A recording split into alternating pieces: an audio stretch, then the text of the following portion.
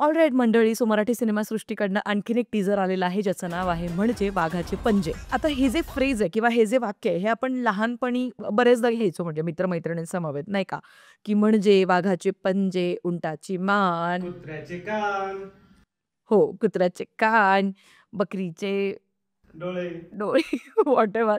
So या jokes apart, but आता सध्या आपण म्हणजे वाघाचे पंजे या चित्रपटाच्या टीजरबद्दल बोलणार आहोत. कसा वाटला मला हा टीजर पटापट जाणून घेऊया आजच्या व्हिडिओमध्ये.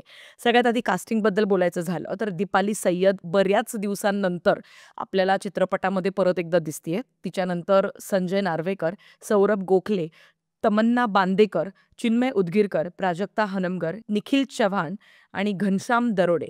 आता तमन्ना बांदेकर ही जी मुलगी आहे हिचं चित्रपटसृष्टीमध्ये पदार्पण होतं या सिनेमामार्फत, आणि इथून मागचं तिचं काहीच असं फारसं काही चित्रपटांचं किंवा नाटकांचा असं काही अनुभव ॲज सच मला कुठे सोशल मीडियावरती दिसला नाही. यापूर्वी आय थिंक तिने कुठच्या तरी एक जे सिंगल्स वगैरे काढतात, म्हणजे एखादं गाणं वगैरे जे सिंगल बनतं यूट्यूबवरती, तर त्याच्यामध्ये ती 1-2 गाण्यांमध्ये आय थिंक झळकली होती.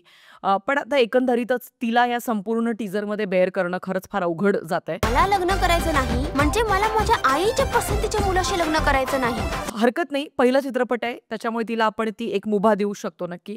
पण आता ओव्हरऑल जर का टीजरला एकंदरीत जर पाहिलं ते कसं दिसतंय काय सगळ्या गोष्टींबद्दल, तर लिटरली हा चित्रपट मागच्या जन्मातला आपल्याला वाटतोय. ज्या पद्धतीने म्हणजे कॅमेरा अँगल सेट केलेले आहेत किंवा ज्या पद्धतीने सगळं काही एडिटिंग वगैरे आपल्याला दिसते, म्हणजे इट्स लिटरली, म्हणजे आपण आउटडेटेड पण नाही म्हणू शकत, त्याच्या पण खूप आधीच्या काळातली ती आपल्याला जाणवते. तुला माहितीये माझा हार्ट आहे ना असं छातीतून बाहेर आलं, कचऱ्यात धडकलं आणि परत आत गेलो. पाहिलं मी तुला आणि क्लीन. डिरेक्टर आहे स्वरूप सावंत आणि रायटर आहे संजय नवगिरे या चित्रपटाचे. एकंदरीत ट्रेलर आल्यानंतर आणखीन बऱ्यापैकी सगळ्या गोष्टी कळतीलच, पण ओव्हरऑल टीजरला पाहता I am literally not so excited for this film. काहीच असं नाही आहे ज्याने आपल्याला थोडंसं पिंच केलं असेल किंवा हुक केलं असेल की बाबा रे ओके यू नो वॉट, काहीतरी खूप वेगळं भन्नाट पाहायला मिळतं आणि असं काहीतरी आपल्याला सिनेमागृहातच जाऊन पाहायला पाहिजे की मग त्याशिवाय त्याची मजा नाही येणार, असं काहीच नाही आहे संपूर्ण टीजरमध्ये. आणि हाच जो एक प्रॉब्लेम आहे मराठी चित्रपटामध्ये, 100पैकी जवळजवळ 70 ते 80 सिनेमांच्या बाबतीत हेच घडतंय.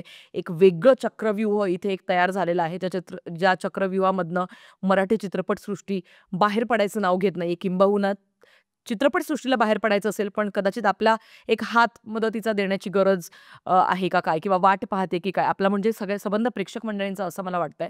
कारण काय होतंय, वारंवार तीस चर्चा करून करून ना आता तर असं वाटतंय की कुठल्याही व्हिडिओतला माझा कुठलाही एखादा एखादी टिप्पणी घेतली असेल रद्दाड सिनेमावरची, ती कुठल्याही दुसऱ्या रद्दाड चित्रपटाला जरी चिटकवली तरी प्रॉब्लेम्स तेच आहेत, सोल्युशन ठरलेले आहेत, पण त्या सोल्युशनबद्दल चर्चा करायला कोणीच तयार नाही.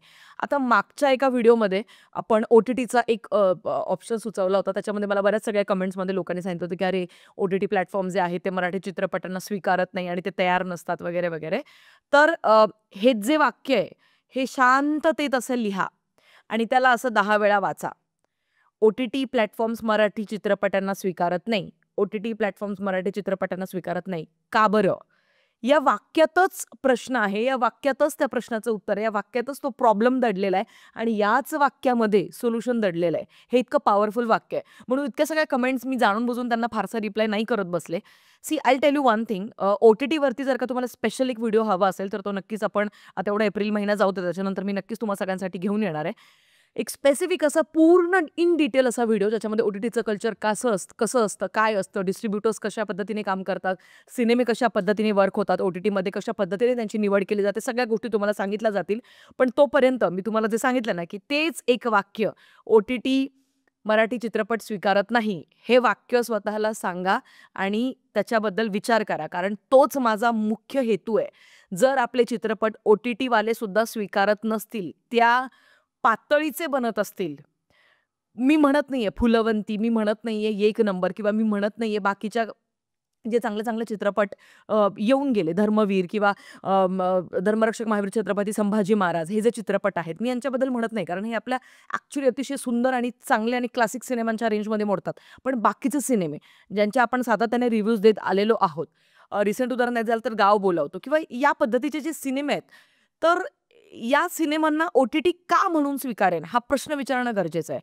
आणि त्याच्याचमुळे मराठी प्रोड्युसर्स, मी परत एकदा तेच सोल्युशन देते, की मराठी प्रोड्युसर्स जे आहेत 4 ते 5 जे खूप मोठमोठी प्रख्यात नावं आहेत, त्यांनी सिरियसली या गोष्टीबद्दल विचार करणं गरजेचं आहे. आपले स्वतःचे 3 ते 4 जण एकत्रित येऊन एक OTT प्लॅटफॉर्म काढणं is really not a big deal for them, because they are literally investing up to 2 to 3 crores in the every single Marathi film. आणि मग जर का ते हे करायला तयार असेल तर एखादा सिनेमा बनवू नका. एखादी स्क्रिप्ट तुमच्यापर्यंत वंगाळ आली असेल तर थांबा तिथेच आणि तो पैसा तुम्ही OTT मध्ये घालवा, जेणेकरून या पद्धतीचे जे लो बजेटचे सिनेमे आहेत ते डिरेक्टली तिकडे रिलीज होतील आणि मग लोकांना ज्यांना बघायचे किंवा ज्यांना नाही बघायचे ते त्या पद्धतीने डिसिजन घेऊ शकतील. आता हे थिएटर्समध्ये आणतात आणि मग परत त्याच बोंबा मारायला सुरुवात होतीये, की मराठी चित्रपटांना स्क्रीन्स मिळत नाहीये, सिकंदरमुळे आमच्या चित्रपटाला जास्त स्क्रीन्स नाही मिळाल्या. सो आय थिंक दरवेळेला व्हिक्टीम कार्ड खेळणं हे आपण बंद केलं पाहिजे आणि आपल्या चुका स्वीकारल्या पाहिजे आणि त्याच्यावरती विचार करून त्याच्यातनं सोल्युशन्स काढले पाहिजे, तरच ती ग्रोथ जी आहे ती व्यवस्थितपणे होईल. आता एकंदरीत या टीजरकडे पाहिलं तर असं काय आहे जे तुम्हाला खरंच खूप आवडलं हे मला कमेंट सेक्शनमध्ये कळवा. आणि you have to be very very honest. दुसरी एक गोष्ट, या चित्रपटामध्ये हे जे गाणं दाखवलेलं आहे काय ना, जवळ गेल्याशिवाय माणूस आपल्याला नक्की. मी तुम्हाला आत्ताच एक गॅरंटी देते, हा चित्रपट येणारच आहे. आय थिंक हा मे महिन्यामध्ये येतोय. आणखीन तारीख त्यांनी सांगितली नाही. Just this may 2025. ऑफकोर्स हा खूप आधी बनलेला आहे, खूप अडकलेला आहे. त्याच्यानंतर ते आता रिलीज करू पाहताय. तर हा सिनेमा ज्यावेळेला येईल त्यावेळेला मी नक्की तो बघणारच आहे आणि त्याचा रिव्ह्यू तुम्हाला देणारच आहे. पण मी आत्ताच तुम्हाला मी भविष्यवाणी देते की हे जे गाणं दाखवलंय ना, हे गाणं नाही जरी दाखवलं चित्रपटात तरी कथानकाला पुढे जाण्यासाठी काही प्रॉब्लेम होणार नाही. पण हे गाणं फक्त टाकलंच यासाठी आहे की बाबा रे, किमान या गाण्याच्या निमित्ताने का होईना 4 डोके अजून तरी सिनेमा बघायला येतील. बास, दॅट्स इट.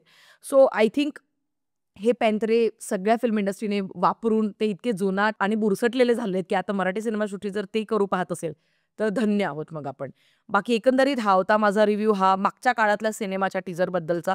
बघूया ट्रेलर आल्यानंतर हा पुढच्या काळात आताच्या काळात येतोय की नाही ट्रेलर. बाकी तुमचं काय मत आहे मला कॉमेंट सेक्शनमध्ये कळवा. म्हणजे वाघाचे पंजे या चित्रपटासाठी मी तर अजिबात उत्सुक नाहीये. भेटूया पुढच्या व्हिडिओमध्ये, तोपर्यंत काळजी घ्या. Peace out.